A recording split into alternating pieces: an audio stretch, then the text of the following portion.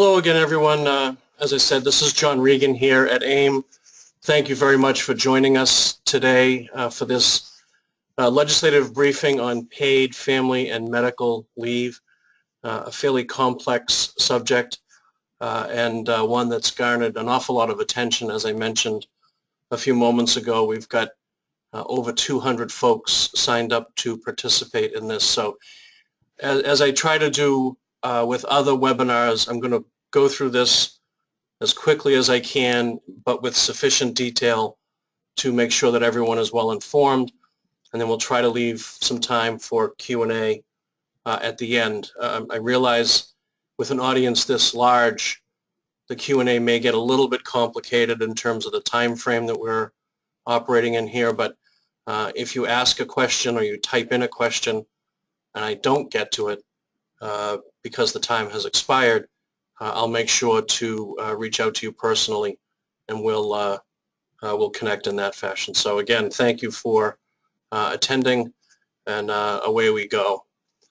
In terms of our agenda for today, 5 things that I want to talk about. I want to give you an overview of the issue and some of the things that were said at the public hearing, and some of those things that were said before the public hearing, what's actually in the bill that I'm analyzing, and for the purposes of this conversation, we're analyzing Senator Spilker's bill, Senate 1048, and I'll explain why I've chosen that.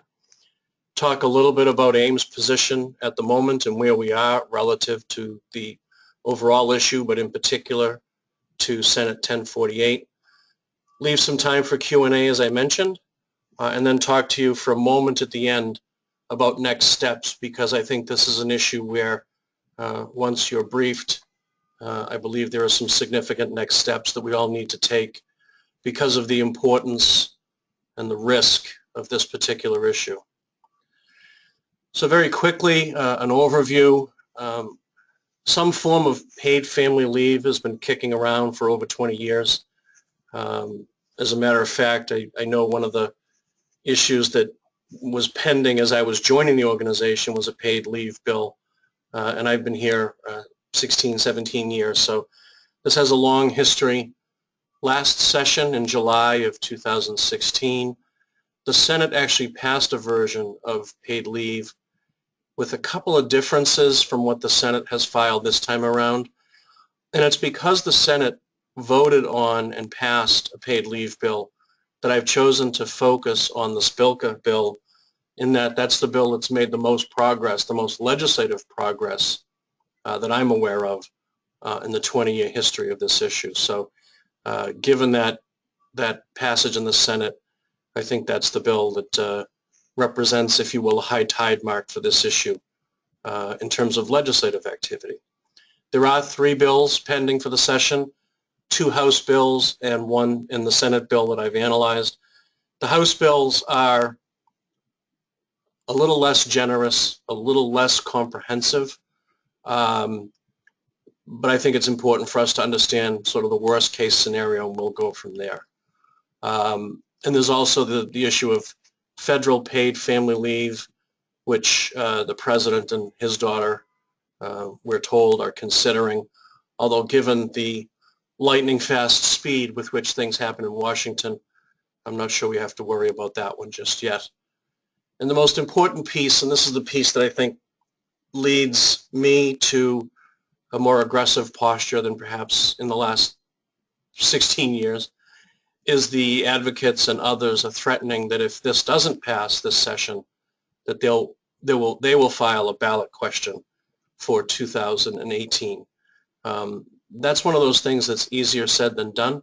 However, I think the threat is credible enough that we should take it seriously and understand exactly what it is that we're up against as we move from 2017 into 2018.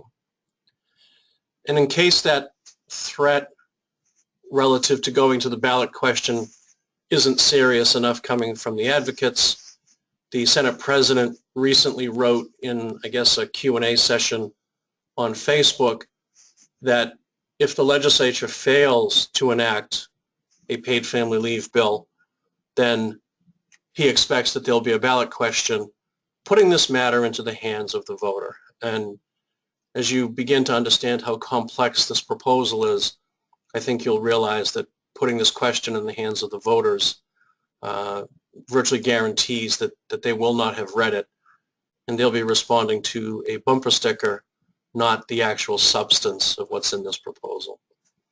The picture there, if you look in the folks seated closest to us, is Representative Tony Cabral, who has for years filed a paid leave bill of one form or another. Senator Spilker's in the middle, and Representative Ken Gordon is on the far side. He has his own version of the paid leave bill, and the group standing behind them are other elected officials. The bills enjoy broad support from a sponsorship perspective. I would be shocked if each of the folks standing there understood exactly what was in each bill, but we'll leave that for another conversation.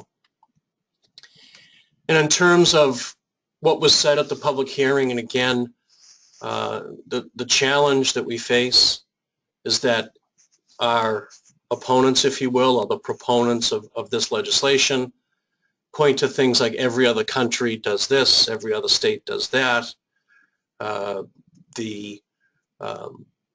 It's good for business. That's one of my favorites. Elected officials who never run a business, who suddenly have the ability to know what's good for business.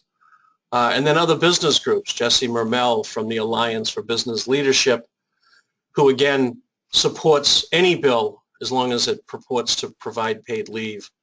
And again, I wonder how much of the details she and her members are actually aware of, but certainly willing to get up in Gardner Auditorium and speak about why this is such a great idea.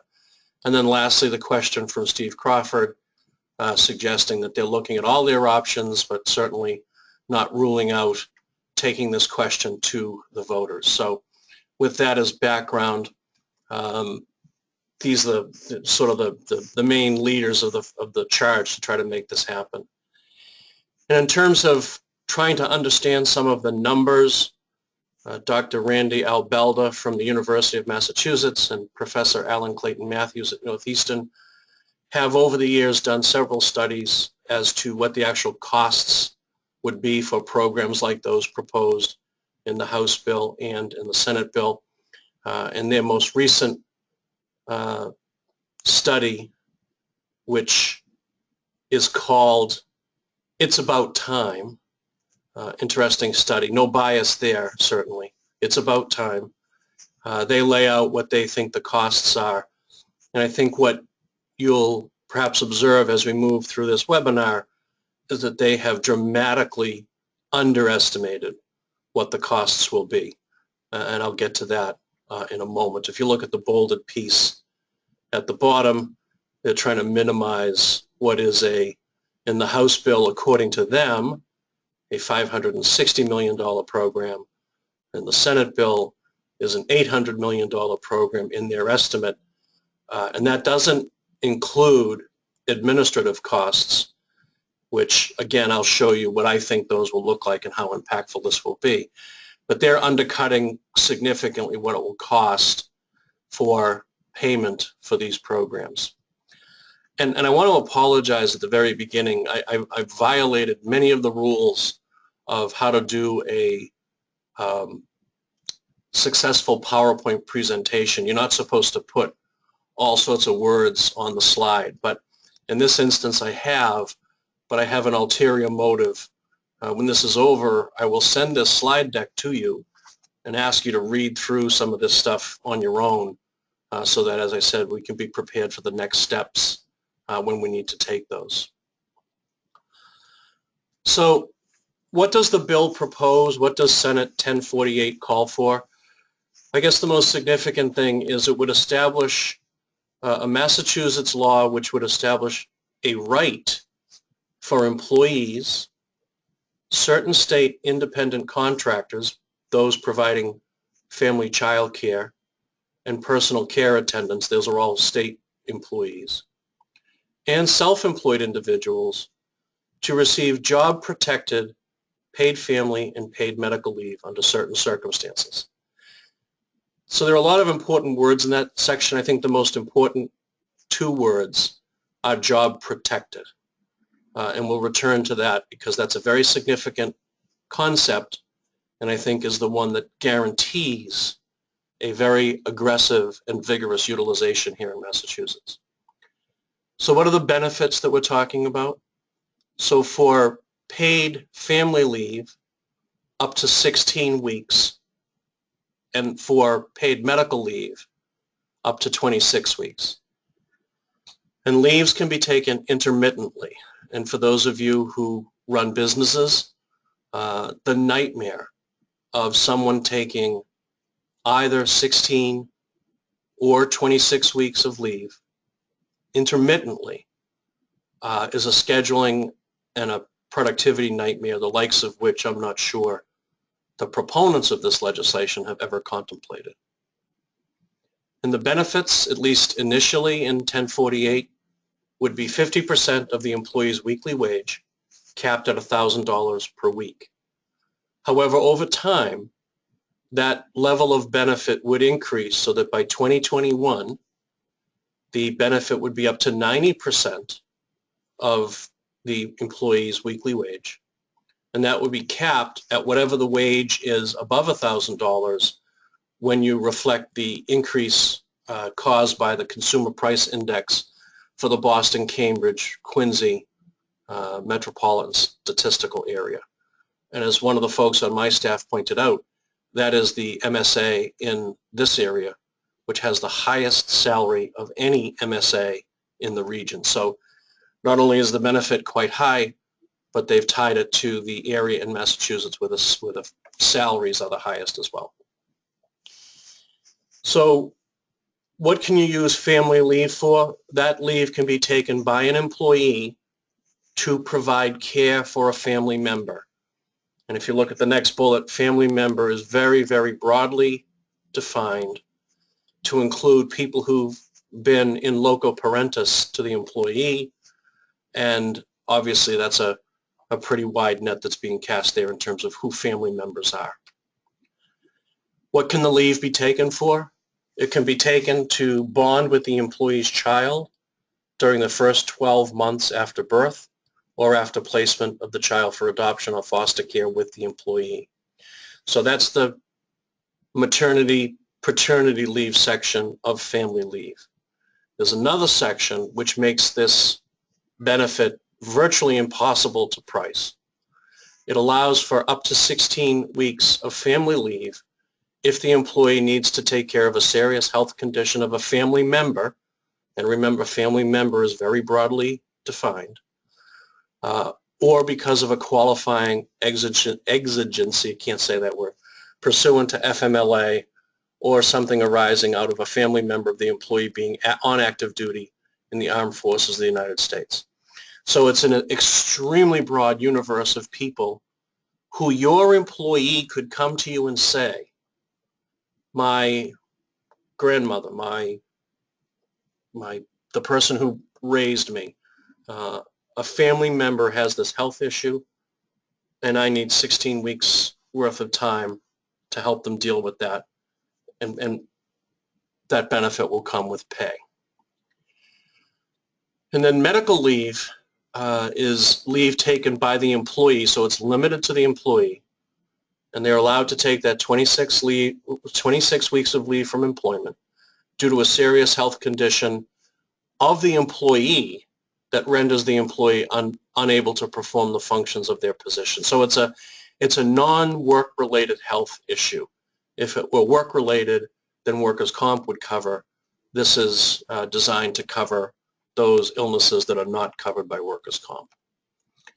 And then lastly, the bill creates a brand new department to run the program, as well as an assessment to fund it. And then interestingly enough, the Senate bill as filed for this session suggests that the assessment could be shared 50-50 between employers and employees. I point that out because the Senate bill that passed at the end of last session did not contain this provision. The Senate bill last session was 100% employer paid, and I just want to be sure that people are aware of that. So what's all this going to cost? And let me, before I get into all these numbers, I'm sure you've already read them, and Some of you have probably fallen down at your computers. But I've spent a huge amount of time working with larger members, with insurance company members who have actuarial staff, who have economic modeling staff, and we spent a lot of time to try to figure out what this will cost. And in summary, the costs for standing up the new department, and by the way, I think if you're looking for a parallel here, think the unemployment insurance system. I believe this family and medical leave department will look an awful lot like the UI system because they're going to do similar things. They'll be collecting money either from employers or from employers and employees. They'll be determining who's eligible for leave and thereby eligible for payment. They will be adjudicating claims when there's a dispute between employees and employers. And so they'll need the staff and the training and the capability to do that work, and then a whole infrastructure around how that adjudicatory process is designed to work. So my estimate, if you look at UI and the system that is needed to run that, it's about a $70 million operating budget. And then in terms of benefits, while Randy Albelda and Alan Clayton Matthews are stopping around 80 million, I think the annual benefit paid by employers will be twice that, at $1.6 billion. And I'll show you a calculator that I've used to try to determine that number and try to make sure that I'm using real numbers, not high in the sky numbers. And the average cost per employee yearly, I estimate will be about $520 per head. And the average for UI for 2017 is $508. So I believe starting out, this program will be more expensive than unemployment insurance will be. Now, if only we had a state that already offered a program like this that we could look to try to figure out whether or not these numbers were correct, maybe too high, too low. Where are we in terms of the estimate? Well, the good news for this conversation is California has already led the way, although not quite in the same way that Massachusetts is proposing to go. So if you look at that 10-year anniversary report that's in blue and underlined, that's a hot link. When you get the slide deck in your email, if you open up to this slide, whatever number it is, you can click on that 10-year anniversary report and take a look at the California report for yourself. But this was issued in 2014 on the 10-year anniversary, and there were certain things that California, I want to say they kind of bragged about it, but they certainly put this data out there in terms of measuring the progress of the program from 2004 to 2014. Claims over that 10-year period increased by 43%. In the Matthews-Albelda study, they predict that claims in Massachusetts, when we go from an unpaid leave program like we have now to a paid leave program with the benefits and the duration that I've already described, the incidence of leave taking will only increase by 0.3%. In California, over the 10 years, it's a 43% increase. So I think in terms of take-up, the study that's being used is flawed. And then in terms of benefits, the benefits paid rose by 87.5%, from $300 to $550 million, a pretty big jump over that 10-year period. And what's interesting, the benefits are similar. Take time off to care for a child, a spouse, or time to bond with a new minor child due to birth, adoption, or foster care placement. The program began 10 years ago. I would note a couple of things. It's 100% employee paid. It's 6 weeks of benefit. and it's not job protected. And again, if you recall what I said at the beginning, the leave in Massachusetts, not only is it longer and differentiated between family and medical leave, but it is job protected. And that's not the case in California. So if California has seen 40% increase in benefits and 80+% increase in take-up for a shorter, not job protected leave, what is it about the Massachusetts program that makes anyone think that our numbers won't track what the California experience has been? At the least, I think it's safe to say that our experience will be quite a bit greater, more expensive, etc. And the benefit is somewhat similar, 55% of your pay to a maximum in 2013 of just over $1,000. And those numbers are different now because it's now 2017, but I wanted to use all the data from that 10-year report just to give you a sense for what where the numbers take us. So we submitted testimony to the committee and basically said, look, we agree with the proponents that citizens need to balance the needs of work and family.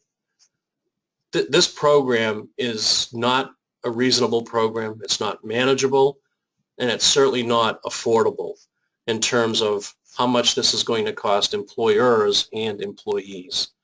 And we hope over the course of the next several months, we'll be able to continue to make that case and get members of the general court to understand just how expensive this is. And with respect to what employers are doing for the most part, we do a benefit survey every year.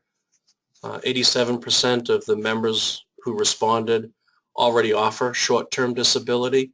And notice that the benefits go from 51%, which is slightly higher than the benefit in the Senate bill, up to 70% of salary replacement now. Don't have to wait till 2021 to get the 90%. Almost 80% offer long-term disability insurance, and almost 60% offer some type of a leave of absence policy. And we think that if you create a public program along the lines of what I just outlined, that a lot of those private sector benefits will fall away as employers discover the expense and the aggravation of living with the public program as required. And I think they'll drop all that private sector short-term and long-term disability. I could be wrong, but it just seems illogical to have both a private sector benefit and a public sector benefit at the same time. Nobody provides salary replacement similar to the unemployment insurance system because that system exists to provide that benefit. And I suspect the same thing will happen in the paid leave arena. So what's in Senate 1048? And again, I think what I'll do, these slides from here up until the calculator that I'm going to show you list all the various components of the paid leave bill. And again, I'm not going to read all this because, as you can see, as I scroll through the slides, there is an awful lot of detail in terms of what's in there. I would point out on this slide, towards the middle of the end of the first bullet, the new department in terms of how much it's required to raise to capitalize the fund. Whoever's running the program has to maintain an annualized level in the fund of at least 140% of the previous year's expenditures. And they'd have to true that up by October 1st of every year. So again, if you think about the costs that I've suggested and having to fund the trust fund, if you will, at 140% of the prior year's expenditures, you're looking at a program that's even more expensive than what I laid out in terms of the assessments. Again, there are employer responsibilities, and I'll let you read this on your own. The employer responsibilities covers 2 pages. The employee responsibility page covers 1. And again, my goal here is not to read all this to you today, but to give it to you so that you can read it at your leisure and understand what's in the bill. And then some of the other benefit details are here. Interestingly enough, no family and medical leave benefits are paid in the first 7 days, and that's so employees can use their brand new paid sick leave time before the short-term and long-term disability kicks in. Oh, excuse me, the family and medical leave kicks in. More benefit details, again, not going to read these. So I do want to spend a few minutes, at the risk of boring you to tears, I want to spend a few minutes on this calculator. And again, when I send you the slide deck, each of these underlined pieces here bring you back to the report that's called It's About Time. And what I've done in this spreadsheet is I've taken all of the data in that report. I haven't massaged it, I haven't changed it, I've done nothing but put that data into this spreadsheet. So, for example, the number of leaves, as I said, they believe that leaves will only increase by 0.3%. I think that's wrong, but let's accept it at face value and then multiply the number of leaves by the number of weeks taken. And again, in the report, in the green below the yellow, you'll see that the average length of all leaves is 6.6 weeks. That's what the report says. So we'll use that as the number. The average benefit for those using the program would be about $469. Again, dump that right into the spreadsheet. Multiplied the number of weeks of leave by the average benefit per week, and I come out with $1.6 billion. Divide that by the total Massachusetts workforce that does not include municipal workers, and the legislature can't impose this program on municipalities. The municipalities have to opt in if they want to participate. So for the sake of this analysis, we'll leave the municipal folks out. Divide 1.6 by 3.1 million workforce, and you've got an annual cost of about $520, $521, or an average weekly cost per employee of $10 per week. Again, those are averages, and I guess what I would say is, notwithstanding the fact that those are averages, they are significantly higher than what It's About Time talks about in the May 2016 analysis. So what I did working with some of our other members is I created a calculator that you can use for your own company. And if you look at this slide again, you will get this as an Excel spreadsheet after this webinar is over. And what you can do is if you look at the yellow boxes, you can put your own information into those boxes. This is a mythical company. Again, I just threw numbers in for the purposes of showing you what you could do. I said that for my 10-employee company, only one person was on leave in 2016. The average weekly benefit is the one that comes out of the report. The maximum weekly benefit, obviously depending on that person's salary, if they're making over 100 grand, then they'd be taking the $1,000. Number of weeks of leave, again, I pulled that right out of the report, 6.6, and then the math follows from there. I divided that by my 10 Mass residents in my workforce, and I came up with the costs, as you see to the right of that spreadsheet. I invite you to do the same. Obviously, if you look back at your own experience in 2016, how many employees of yours were on leave, and these could be unpaid leaves under FMLA. They could be leaves for which your short-term or long-term disability insurance programs kicked in. But the goal here is to just get that number on a piece of paper, estimate what the benefits would be based on those individuals' salaries, and again, you'll have to do a little bit of math to make that come out right. And then how many weeks of leave did those employees take? And then you can average the costs and sort of get a rough idea of, if you were the only company in Massachusetts, what would the costs be for you? And obviously gives me more data in terms of what some companies are actually experiencing in terms of leave taking. I'm going to ask folks, if you do use the calculator and you are willing to share the information back with me, I would be very grateful. Obviously not going to share company names or anything like that, but it's just a test to see what individual companies' experience might be with these numbers in these programs. So with that, I always try to end these at about 30 minutes with the hopes that if people have questions, they'd be able to ask them. There is a question section here, and I'm going to attempt to try to figure out how to read those. So just bear with me while I open this up. Oh, there's a lot of questions. Oh my goodness. Let's see.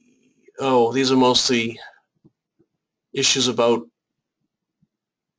people who can't log in. Hopefully, as this went on, those who are having difficulty at the beginning are now with us in participating.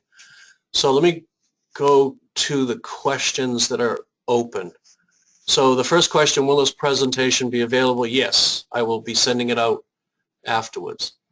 Is the goal, hold on. Is the goal of this Massachusetts law to supersede family medical leave since it's more generous? No, I think it's designed to be a parallel universe, if you will.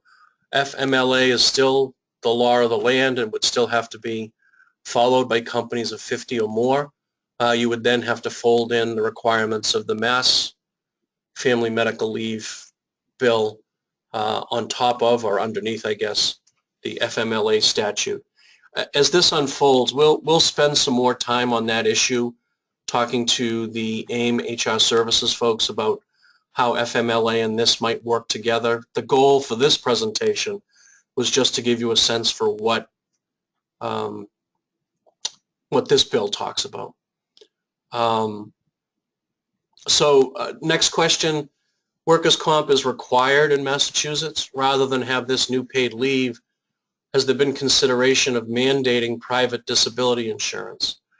No, there's been no consideration to date, although one of the issues that confronts us as your trade association, your business association, is if we're going to negotiate this, how do we do that? What are the items that we could put on the table, if you will, to make this bill go away and to make providing these benefits more logical, more seamless, more comfortable for our members?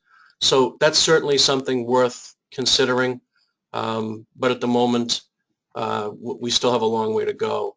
My goal is to make sure everyone knows what's on the table and what's being proposed, and then we can go from there. The next question, can someone use 16 weeks of paid family leave and 26 weeks of paid medical leave in the 12-month period? We believe yes.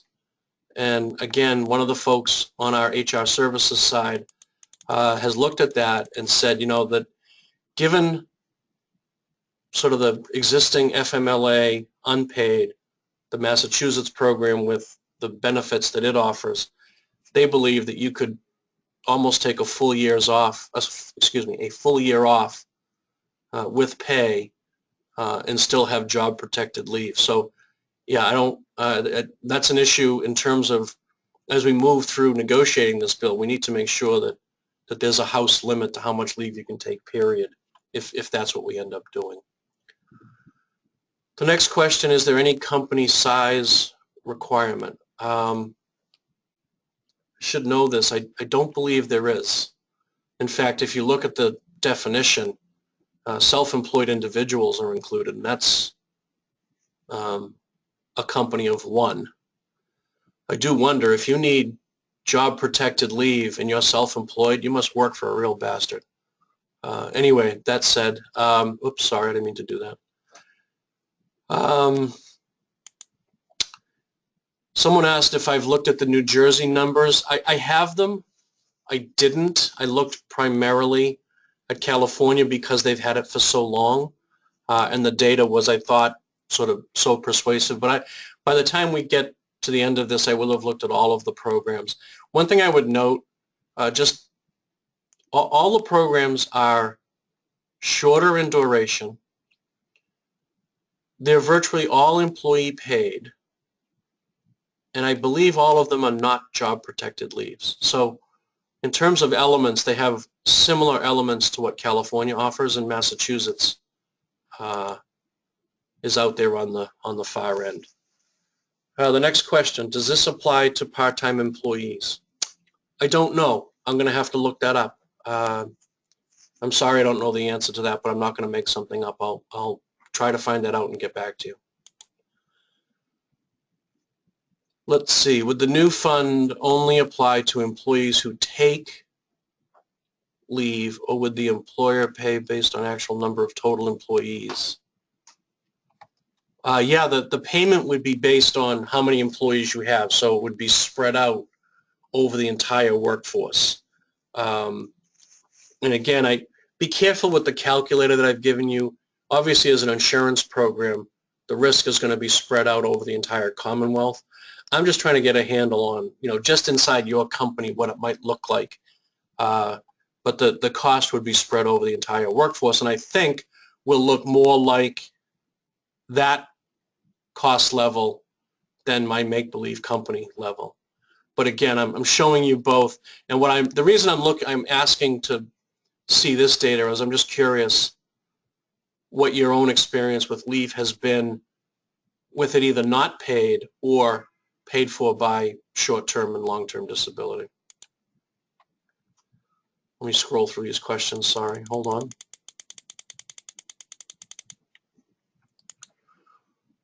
Any idea of the employee cost per pay period? And is it similar to the deductions in Rhode Island? So that one I would say is undetermined. Much of the specificity with respect to how this program will be implemented is left to the director of the paid family medical leave unit within labor and workforce development. So how the sort of the assessments will be collected and when is up in the air. I suppose they could do it like UI and collect it quarterly. But again, there's no specific information about how that would work. Has there been any guidance as to whether this leave would run concurrently or in addition to the leave proposed under FMLA? Again, I don't know specifically. That's something that we'll be looking at and trying to figure out exactly how FMLA and this program dovetail. Again, they use the definitions of FMLA. I'm not sure exactly how the two programs would interface. Next question, will a Connecticut resident who works in Massachusetts be eligible for paid family and medical leave? I'm going to have to say I don't know. My gut says they will if they're working in Mass and they're they're on the payroll in Massachusetts. I suspect that the proponents of this would want to cast as broad a net as they could, but I don't understand. I don't know exactly how that would work. And what I'll do is these questions will be saved for after the webinar is over. I'll get, in the instances where I don't have good answers, I'll get better answers, and I'll email them around to folks as appropriate. How will this affect staffing agencies? That's a great question. Again, I think there's a lot of details missing from the bill, and this whole issue of who you work for. I think that will play into how the staffing agencies will have to deal with this particular issue. One other thing I should mention, if you'd like a very, very detailed summary, I'm talking about a summary like they use at Ways and Means, shoot me an email. I can send you that summary. It's so detailed I hesitate to send it out because you have to be a junkie to really get into the level of detail that this summary does. So If you want it, let me know and I'll send it to you. What I am going to send at the end is the slide deck, the calculator, and a one-page summary. And I'll explain what the one-page summary is all about in a second. So what should employers be doing at this point, especially given the ballot question potential? When is the earliest that the ballot question might occur? So the deadline for submitting ballot questions to the Attorney General for certification is it's the first Wednesday in August. So we'll know pretty quickly if something is filed. The fact that it's filed doesn't mean it's going to actually make it to the ballot. There's a long process between the actual filing of the question and getting the signatures.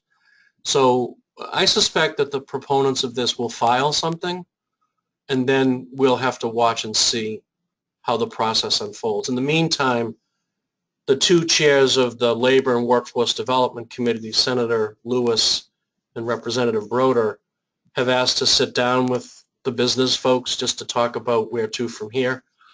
We will keep everyone aggressively involved and informed as that unfolds. Does this bill apply to any size company? Yes, I believe it does, but again, we need to confirm that. Provisions for temporary workers or requirements before an employee is eligible. Yes, there is you have to work a certain number of hours before you're eligible, and that's spelled out in the bill. I don't have that committed to memory, but it's definitely in the language of the bill. Will the employer cost change with usage like unemployment insurance? That's a great question. I would say, as written, no, but the department and the head of the department will have to do that 140% of the benefits paid last year as part of the assessment going forward. So as the costs go up, it appears, based on the language that I've reviewed, that those costs will be shared equally, and there won't be an experience rating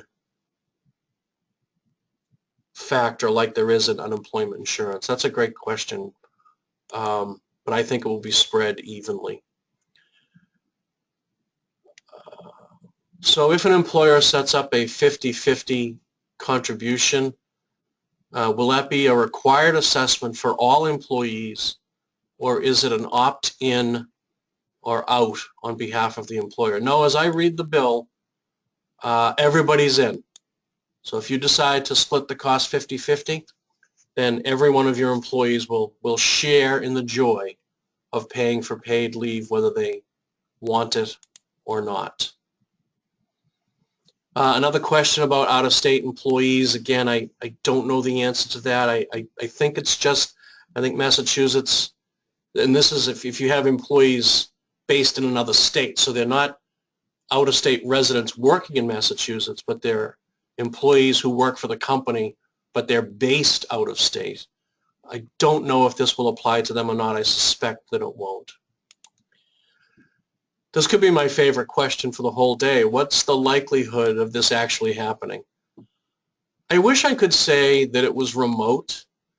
I think given the environment that we're in, given the fact that the Senate President has come out so strongly, given the fact that the ballot question is being threatened, I think we have to take this seriously. And that's why I think we scheduled this webinar just on this topic. For those of you who've joined me before, you know we generally try to do a survey of all the issues. We don't dive deeply into one thing. Today we've chosen to dive deeply into one thing because I think it's a credible enough threat. Otherwise, I wouldn't be doing this. And again, I'm going to leave some time when we get close to the 1 o'clock hour to talk about some of the next steps, and I'm going to try to burn through some of these questions.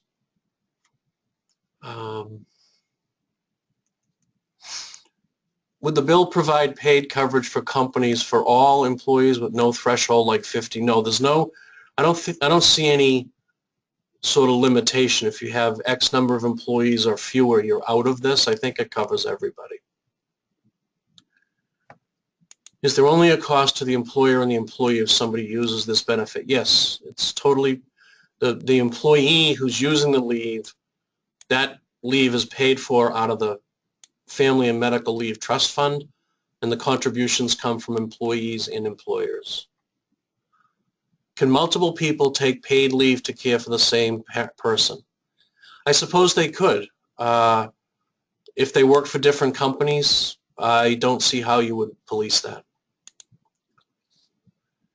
Are there any statistics showing there would be a greater use of the system by lower skilled workers?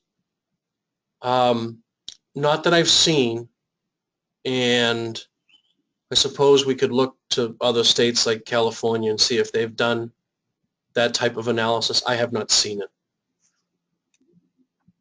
Another question, have you considered recommending the employee pay the full premium like they do in Rhode Island?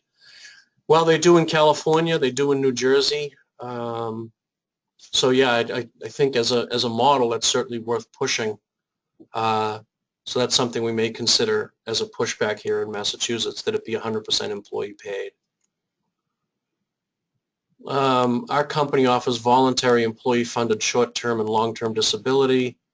Will this pay leave act overwrite those programs? No, I don't think it'll overwrite it. You can potentially have both. I guess my question is why? But I would leave that to each individual employer to decide whether or not they wanted to offer both programs if in fact this this thing passes. Any chance that this would be funded through state unemployment insurance? No, I don't think so. When the initial paid leave plans were proposed 20 years ago, they were targeting the unemployment insurance system because at the time those systems had huge balances. I think we've convinced everybody that that's a bad idea, and I don't believe that they're going to raid unemployment insurance systems. Someone has asked what other states have paid family and medical leave. I can send that out if people are interested. Shoot me an email and I'll send you the summary that I have. Rhode Island is job protected for 4 weeks of family leave, not the medical leave for 30 weeks. That's good information. Thank you for passing that on. So there's a question about how much of this will be paid for by employer versus employee. At least according to the legislation that I've reviewed and that was the subject of this presentation, the split could be 50-50. So that's up to the employer to decide how they want to split the costs. They can do it up to 50-50.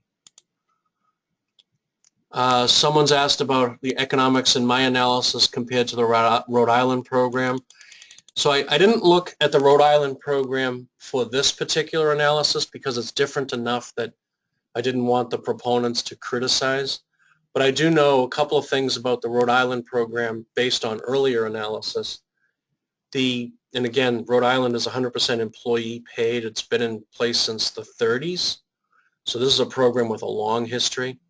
Several years ago, a think tank in Rhode Island did an analysis of when leaves were taken, and they discovered these really amazing things that are so counterintuitive, like the incidence of leave taking goes up in the summertime. Amazing. I'm not quite sure why that is, but anyway, so the leaves are taken more often in the summertime, and they're also taken as people approach retirement. And I think the notion here is that people figure, well, I've paid in, I'm going to get my money back. So one of the challenges of an employee paid program is you start to create that attitude that people want to get their money back.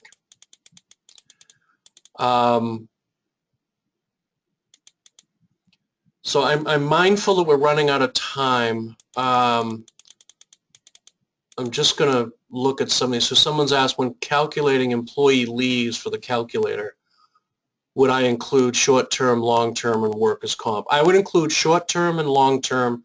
Do not include workers' comp. There's a whole separate program for that, so I would leave that. I would leave that out.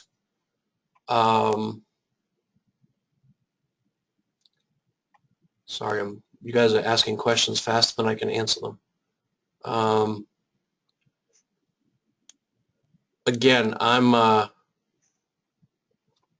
going to stop here. One question: if the ballot question is certified, are the business groups planning to launch a campaign against it? Well, it depends on if the members are willing to pay for it. You know, the last time we had a ballot question was on paid sick leave, a question that we knew would cause havoc in the employer community, and nobody seemed willing to step up and help fund that. So it all depends on the funding. This is unfortunately, you know, from a bumper sticker perspective, a question that most voters would look at and say, oh, sure, of course I want to provide family and medical leave. The fact that I don't understand a blessed thing about how the program works doesn't matter, because I think it's the right thing to do. Anyway, as I said, I will try to get to all the questions and answer them, and I'll send those out shortly. I just want to take a few minutes to talk about next steps, and I apologize, we're pushing right up against the hour. First thing, review the presentation. As I said, there's a lot of stuff in here, a lot of information. Hopefully you'll have a chance to read through it. Do the calculator. We'll send that out separately as an Excel spreadsheet. If you would provide me the feedback, I would be enormously grateful. We're going to continue to work this thing. Watch for email advocacy, so our blogs, if you're a member of AIM, you'll get emails regularly. Or if you really want to be, you know, up to speed, send me an email. We'll create a separate list of folks who are particularly interested in this topic, and we'll make sure that you get information, even really detailed information, as close to real time as we possibly can. For those of you who've been part of our AIM HR and labor law committees, you'll know that, you know, we send stuff out pretty much as it happens, and we'll do the same with respect to the paid family and medical leave issue as it unfolds. And then in terms of who else to tell, so as I said, we had 200 people on this call. There are 200,000 businesses in Massachusetts. Please share any call to action or any information that you're comfortable with your business partners, folks who are in your supply chain, folks for whom you are the supply chain. We need to spread this word as far and as wide as we can. And that explains the one-pager. We did do a one-page summary of this bill.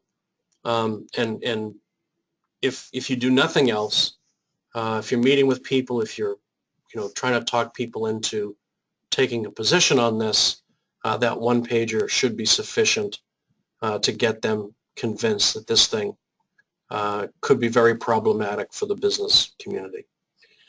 So again, that blue link on the page that says next step, that's a live link. If you click on that, you'll send me an email and we'll put your name in a list.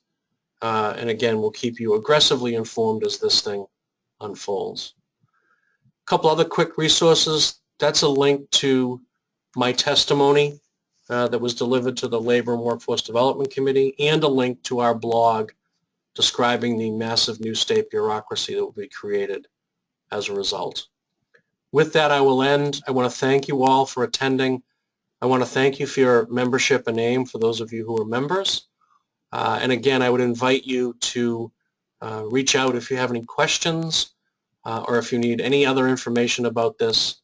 I want to make sure that we're fully informed and ready to act on this issue when the time comes.